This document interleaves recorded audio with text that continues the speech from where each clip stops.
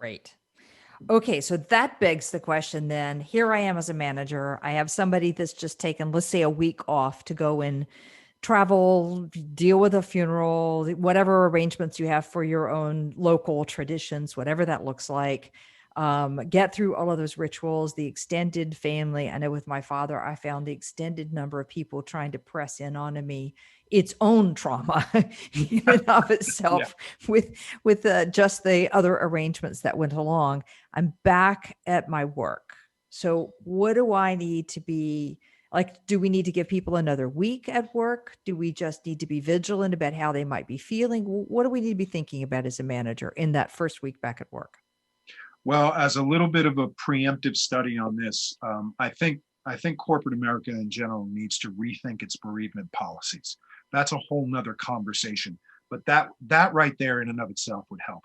So, given the nature of what we currently have to deal with in corporate culture, the first thing a leader needs to do is engage that employee and engage their grief on a personal level, and that's difficult to do, right? That means having the courage as a leader to have those awkward, emotional, uncomfortable conversations with someone who is returning to work in a state of emotional duress.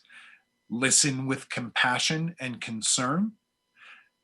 Be willing to act in order to support that employee's emotional well being, and adjust your leadership style. Adjust the things that you would normally, um, the actions that you would normally take with that associate may need to be adjusted. They may generally have a very high level of independence at Mhm. work, and you can hold them accountable for a lot of things without having to follow up on it too much. And maybe you can still count on them for those things, but they need more follow up. Okay. There are other people who in a state of grief, and you may have seen this yourself, they become hyper focused Mhm. because it's a way for them to not be occupied in their own mental headspace, dealing with their own grief. It borders a coping mechanism of denial, is to become hyper focused on work. So maybe that person doesn't need this, their stewardship is in line.